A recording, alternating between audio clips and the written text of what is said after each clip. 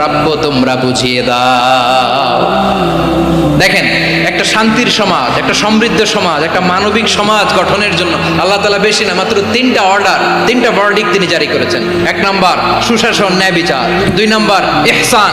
তিন নাম্বার নিকটাত্মীয়, যারা কাছের, তোমার ভেরি ক্লোজ রিলেশনশিপে আছে, তাদেরকে দাও। দাও, দিলে বাড়িয়ে দেয় কে? অনেকে দিতে চায় না, কৃপণতা করে। দিলে বাড়ায় দেয় কে? ও মিয়া, মদিনার মধ্যে সবচাইতে গরিব সাহাবী ছিল বেলাল রাদিয়াল্লাহু তাআলা আনহু।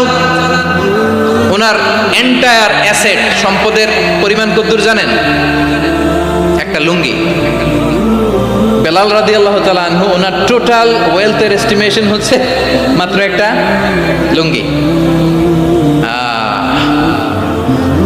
একটা লুঙ্গি, টোটাল ওয়েলথ এস্টিমেশন, টোটাল সম্পদের পরিমাণ বেলাল রাদিয়াল্লাহু তাআলা আনহুর কি ছিল?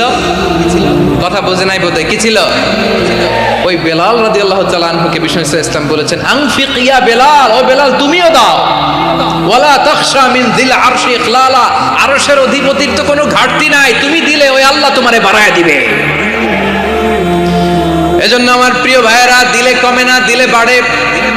অনেকে ধরে রাখে, নতুন কিছু নিতে পারে না, হাত দিয়ে যেটা ধরে রেখেছেন এটা দিয়ে দেন, বড় একটা ধরার সুযোগ পাবেন। জোরে বলেন ঠিক কিনা? ধরেন 5 কেজি ওজনের একটা ধরে রাখছেন, এখন 10, এটা না ছাড়লে 10 কেজি ধরতে পারবেন আপনি? আচ্ছা, 10 কেজির জিনিস একটা আছে হাতে, ওইটা যদি ছেড়ে দেন তাহলেই না 15 কেজি ধরতে পারবেন।